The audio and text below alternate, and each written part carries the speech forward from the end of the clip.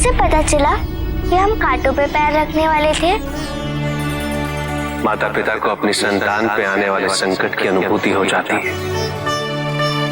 नहीं, हमें पता है, आप हमें देख सकते थे। आप त्रिकालदर्शी हैं। ये किसने कहा तुमसे? माँ ने।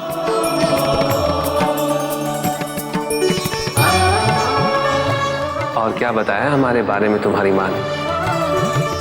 यही कि आप होने वाली चीज को पहले से ही जान जाते। सत्य है ना? हमारी ही भूल थी, हमको आपके साथ ये खेल नहीं खेलना चाहिए था।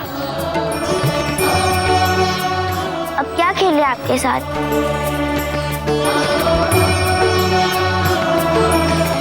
नंदी जी, सारे गंजी और सारे प्रीत जी, चलिए हमारे साथ। कोई और खेल सोचना पड़ेगा। जल्दी चलिए।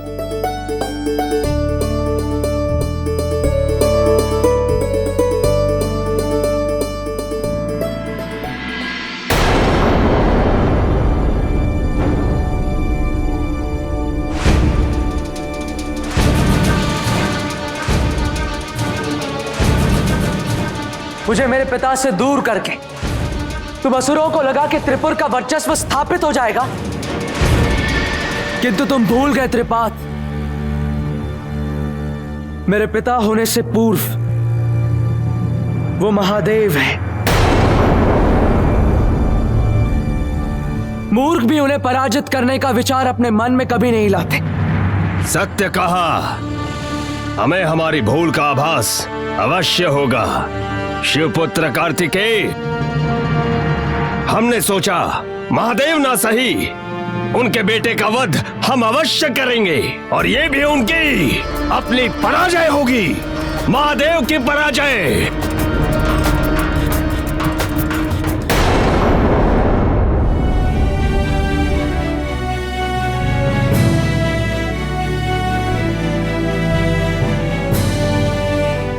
पार्वती, क्या सोच रही हो?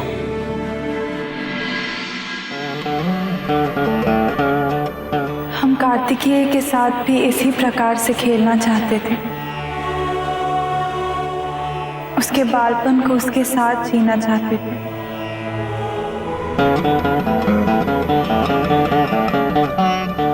आपने तो कार्तिकेय के साथ हमसे अधिक समय व्यतीत किया है स्वामी। आपको उसकी अनुपस्थिति का आभास होता होगा।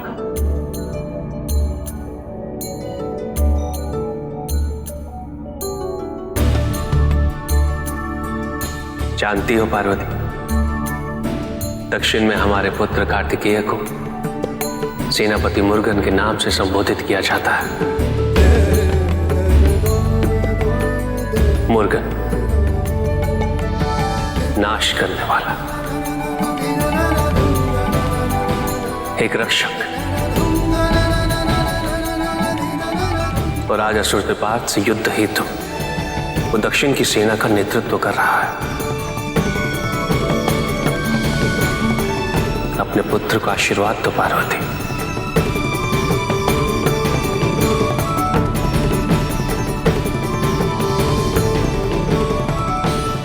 विजयी भव पुत्र। पता नहीं तुम जैसे कितने असुर मुझे मारने की अतृप्त इच्छा लेकर आए और मृत्यु प्राप्त करके चले गए। कार्तिकेय! मत भूलो त्रिपात कि धर्म और अधर्म के युद्ध में विजय सदैव धर्म की होती है,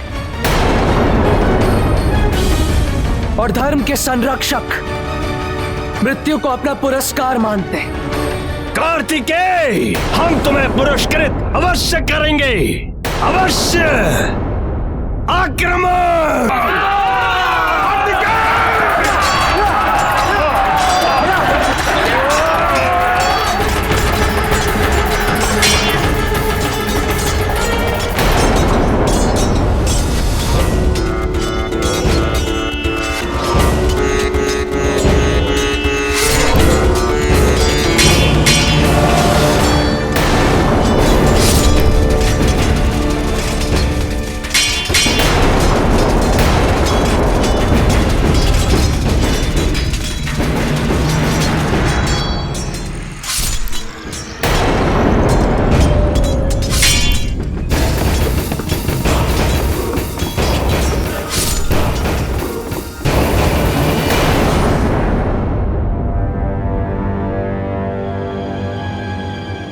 महाराज,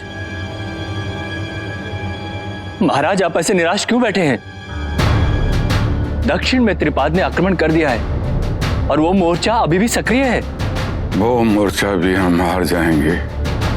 नहीं महाराज, त्रिपाद दक्षिण के असुरों में अत्यंत शक्तिशाली असुर हैं और महाराज वहां कार्तिकेय को ना तो महादेव और ना ही उनकी माता पार्वती का संरक्षण प्राप्त है। ये स्वप्न है चक्री, और ये स्वप्न मात्र स्वप्न ही रह जाएगा। असुरों की विजय कदापि नहीं होगी। हम अपना वर्चस्व कभी स्थापित नहीं कर पाएंगे, चाहे हम कितना भी प्रयत्न क्यों न कर लें। ऐसा ना कहे महाराज। और फिर राजा बलि ने भी तो आपको स्वर्ग पर विजय प्राप्ति का वचन दिया है। हाँ, दिया है।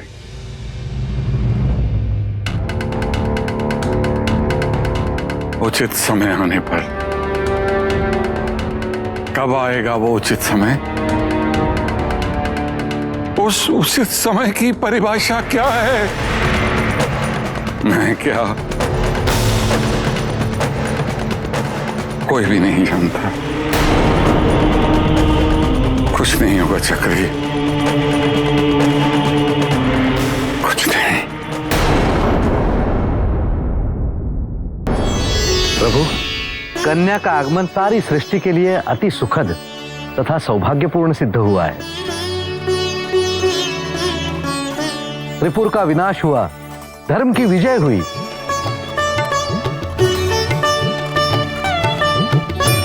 हमें भी आप सबसे मिलने की बहुत इच्छा थी। माँ ने और पिताजी ने बताया आप सबके बारे में हमको।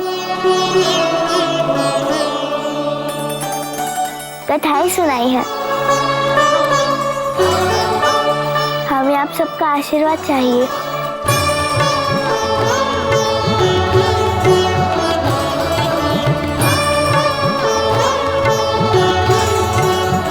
महादेव, आपको किसी एक परिभाषा से परिभाषित करना किसी के लिए संभव नहीं है, किंतु क्या मैं आपको आज से अत्यंत प्रेम व आदर से त्रिपुरारी के नाम से संबोधित कर सकता हूं?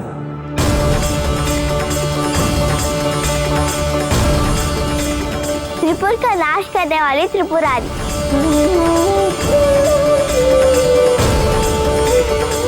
बिल्कुल सही अर्थ समझा है तुमने अशोक सुंदरी। जानती हो, केवल तुम्हारे पिता ही त्रिपुर का विनाश कर सकते थे। क्यों? क्योंकि रजस, तमस या सत्व, तीनों गुणों का महादेव पर कोई प्रभाव नहीं पड़ता है।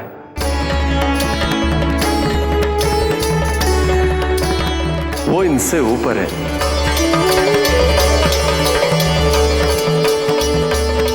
सदैव त्रिया अवस्था में रहते हैं। ऐसा कुछ भी नहीं है, कोई भी नहीं है जो महादेव को पराजित कर सके।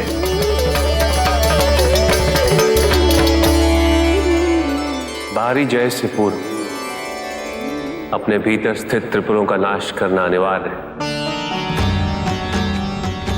अन्यथा एक गुण का उत्भेदन दूसरे गुण की उत्पत्ति का कारण बन जाता है और दूसरा गुण तीसरे गुण को पनपने में सहायता करता है। इन तीनों के इस विषम चक्र से पुनः बाहर निकलना असंभव है। सत्य कहा महादेव। जैसे देवराज इंद्र इस विषम चक्र से बाहर निकल ही नहीं पा रहे। ये उनका रजोगुण ही तो है कि उन्होंने यहां उपस्थित होना अनिवार्य नहीं समझा।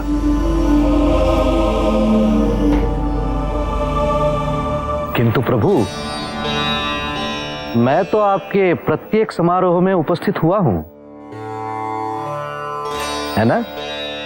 हाँ देवर्षि नारद, आप तो सबके अति प्रिय हैं।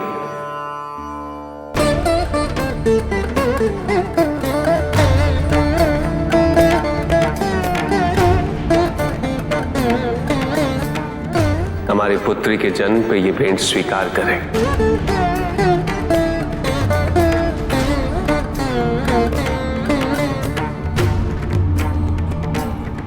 प्रभु, वैजयंती माला, मैं धन्य हो गया प्रभु।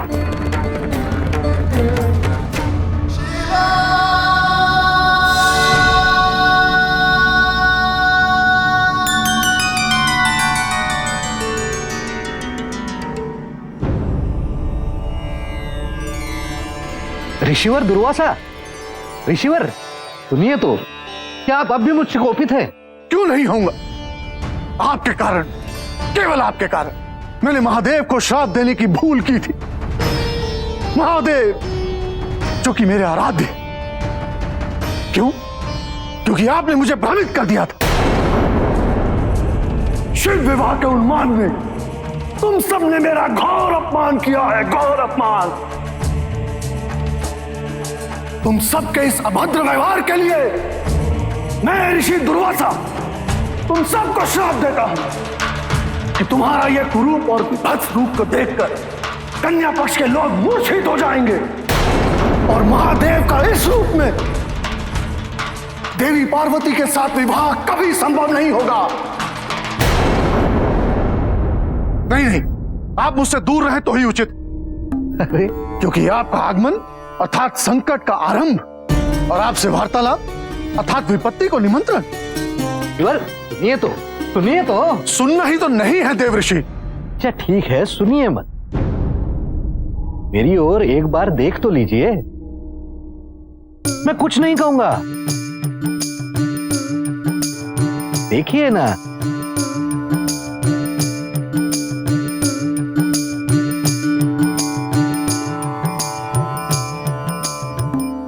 केश, पृथ्वी,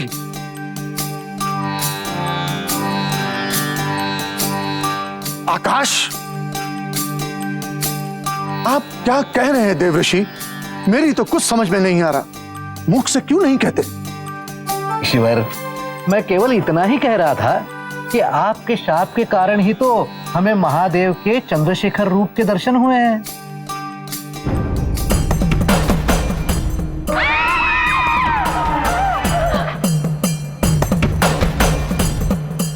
अब वो हमारा आपसे विवाह नहीं करवाना चाहती। उनकी इच्छा है कि हमारा विवाह इस संसार के सबसे सुंदरतम व्यक्ति से संपन्न हो। और हम जानते हैं कि आपके वास्तविक स्वरूप से सुंदर इस संसार में और कुछ नहीं है। हमारे शाश्वत प्रेम हेतु इस विवाह के लिए क्या आप उसी रूप में प्रकट होंगे?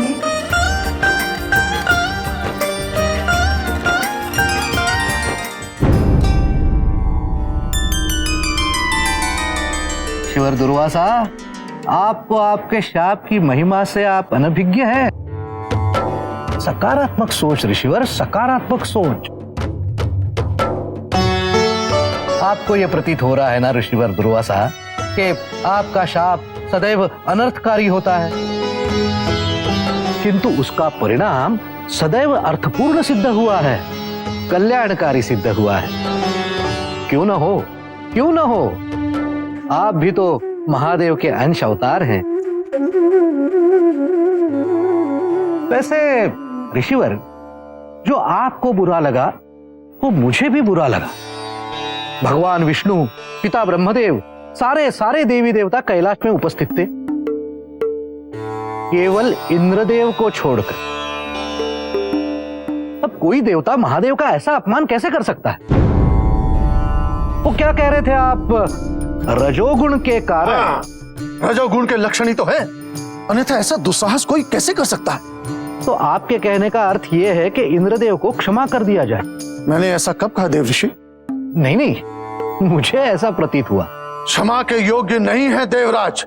नारायण, तो क्या ऋषिवर आपको भी लगता है कि इंद्रदेव का अहंकार चूर करने का समय आ गया है? निसंदेह। नारायण नारायण।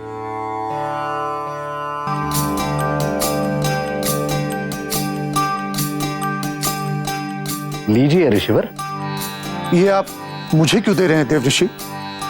ऋषिवर, ये वैजयंती माला है जो महादेव ने मुझे आशीर्वाद रूप में दी है। तो ये उसी के पास टिकती है जिसका मन पूरी तरह से नियंत्रण में हो, जो तीनों गुणों के प्रभाव से मुक्त हो। यदि आप देवराज इंद्र को दर्पण दिखाएंगे तो उन्हें अपनी वास्तविकता का बोध अवश्य हो जाएगा। किंतु मैं क्यों? नारायण नारायण। ऋषिवर, प्रश्न उचित है। वैसे तो यह कार्य मैं भी कर सकता हूं। तो ऋषिवर दुर्वासा, आपके समक्ष मैं कौन हूं? जाइए ऋषिवर, जाइए। यदि इंद्रदेव का अहंकार शीघ्रातिशीघ्र चूर नहीं किया गया तो वो पुनः महादेव का अपमान कर सकते हैं, और इसका दुख तो महादेव के प्रियजन ही समझ सकते हैं, है ना?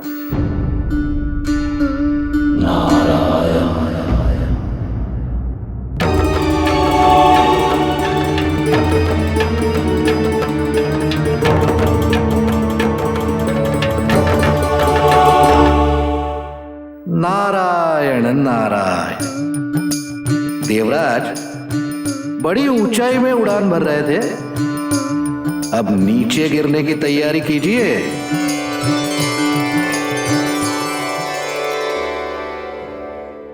स्वामी, अब आपसे विदा लेने का समय आ रहा है। मुझे प्राप्त करने हेतु आपको अत्यंत परिश्रम करना होगा। क्यों नहीं प्राण प्रिय, महादेव का उदाहरण है जो मुझे प्रेरित करेगा। महादेव ने भी तो आदि शक्ति को पाने के लिए कितनी कठिनाइयों का सामना किया था, कितने कष्ट उठाए थे, किंतु आपके बिना ये वैकुंठ नहीं लगेगा। आपको शीघ्र यहां लाने के लिए मैं प्रयास करता रहूंगा। किंतु इस बार आपको महादेव की सहायता लेनी होगी।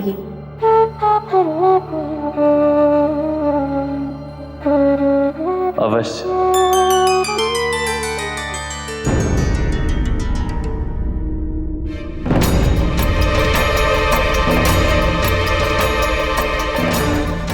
आ गए, दूसरों की जय जयकार करके आ गए। क्या आप लोगों की किसी ने जय जयकार की? क्या आप लोगों का योगदान इस युद्ध में महादेव से कम था? क्या आप लोग उतने सम्मान के अधिकारी नहीं हैं जितने कि वो? अरे कुछ आत्मसम्मान है या नहीं? देवराज, आपकी सोच पर अंकुश लगाना तो किसी के लिए भी संभव नहीं, किंतु हम ये मानते हैं कि आपका कैलाश न आना अनुचित था। अनुचित तो आप लोगों ने किया है, मेरी अवज्ञा करके। मुझे यहां अकेला छोड़ आप लोग महादेव की जय जयकार करने उनकी सभा में पहुंच गए, और ये एक प्रकार से मेरा अपमान है ये, और मैं अपना अपमान कदापि स्वीकार नहीं कर सकता, कदापि नहीं, क्योंकि मुझे मेरा इन सब से ऊपर उठिए देवराज।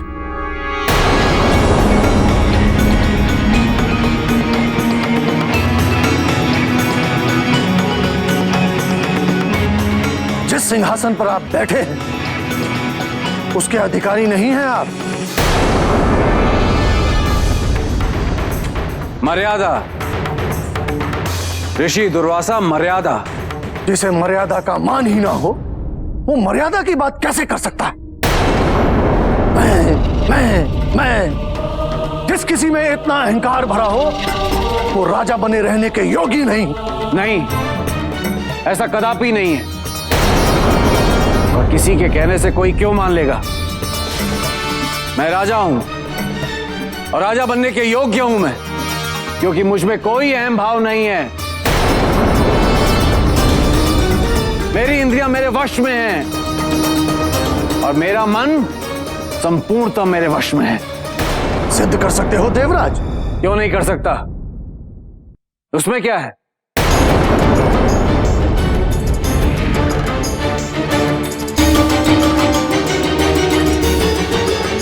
महादेव की दी हुई वैजयंती माला ये उसी के पास रहती है जिसने अपने मन पर पूर्णतः विजय प्राप्त कर ली हो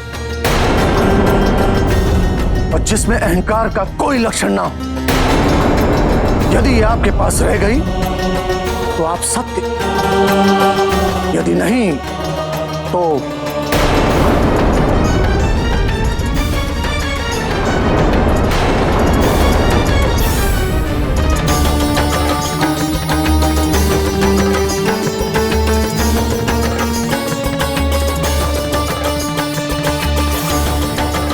मैं इस वैजयंती माला को ऐरावत के मस्तक पर रखूंगा, तभी सिद्ध हो जाएगा कि उस पे विराजमान व्यक्ति राजा है, देवताओं का राजा।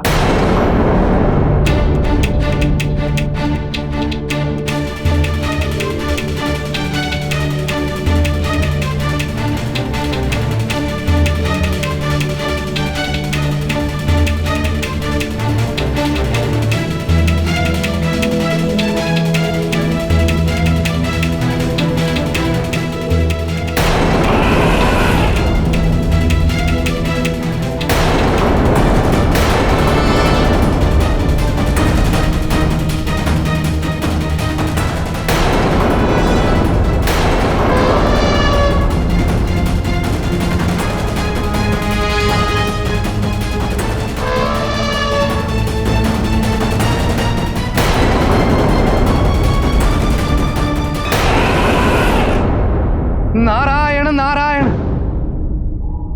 अनर्थ हो गया देवराज। महादेव की दी हुई वैजयंती माला का घोर अपमान। ये क्या कर दिया आपने? किंतु मैंने कुछ नहीं किया, ये तो ऐरावत ने किया मुनिवर। हाँ हाँ, किंतु देवराज, ऐरावत का नियंत्रण तो आप ही करते हैं ना।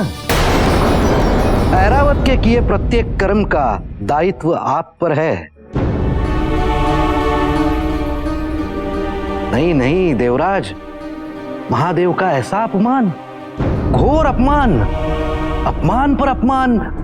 देवराज, आपका अहंकार इतना क्यों है जो सबके आराध्य हैं? आप अपनी तुलना उन महादेव से कर रहे हैं।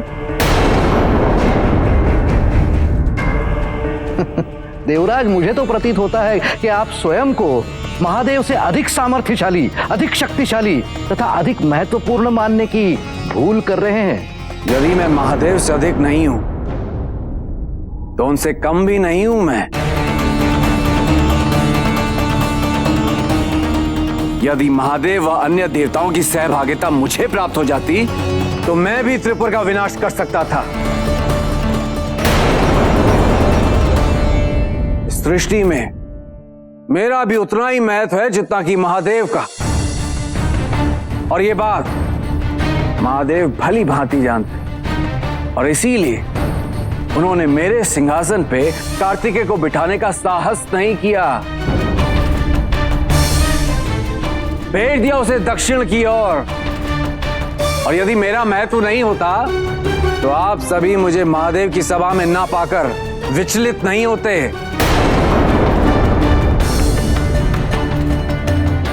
मैं महादेव का अधीन नहीं हूं, मैं किसी का भी अधीन नहीं हूं।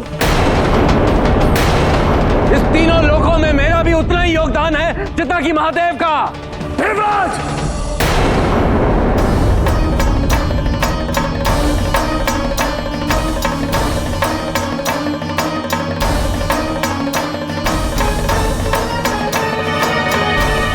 तीनों लोक पे आपका उतना ही अधिकार है जितना महादेव का। तो जाइए, बचा लीजिए तीनों लोगों को मेरे श्राप से। आपके किए का दंड अब त्रिभुवन को भी भुगतना होगा।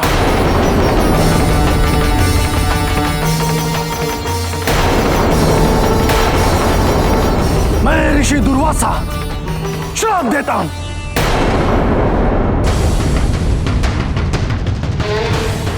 कि तीनों लोग श्रीहीन हो जाएंगे।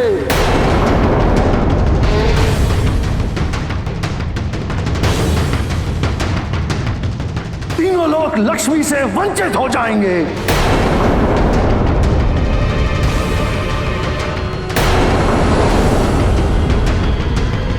तीनों लोग का वैभव लुप्त हो जाएगा।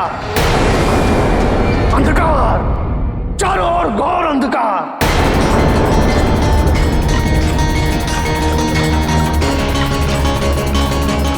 और इस सब का कारण होगा तुम्हारा अहंकार।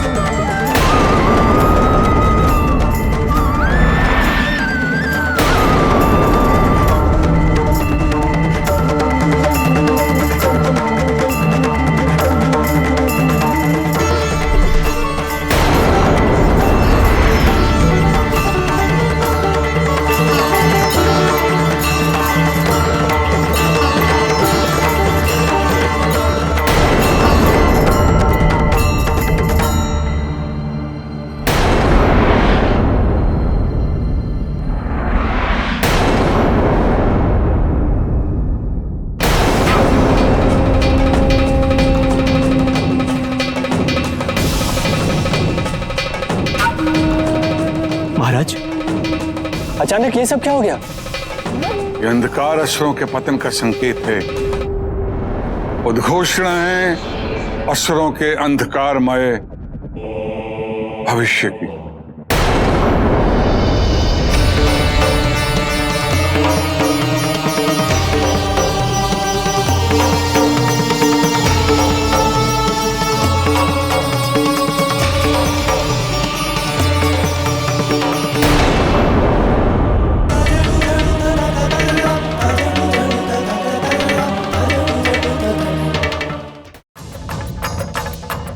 महाराज, ऋषि दुर्वासा के श्राप ने तीनों लोगों को श्रीहीन कर दिया है। देवताओं की शक्ति क्षीण हो गई है। समय आ गया है महाराज। मैं जा रहा हूं स्वर्गलोक पर आक्रमण करने। स्वर्गलोक से देवताओं से छीन कर सब कुछ ले आऊंगा, यहां तक कि देवताओं का अमृत कलश भी। जाओ राजा बलि, जाओ। अब असुरों का भविष्य आपके हाथ में है। विजयी भव।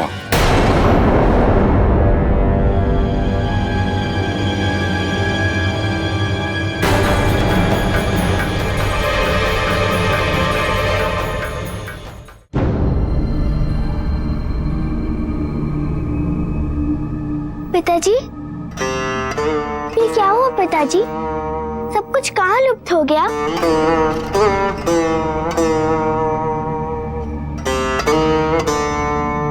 चारों ओर अंधेरा क्यों छा गया?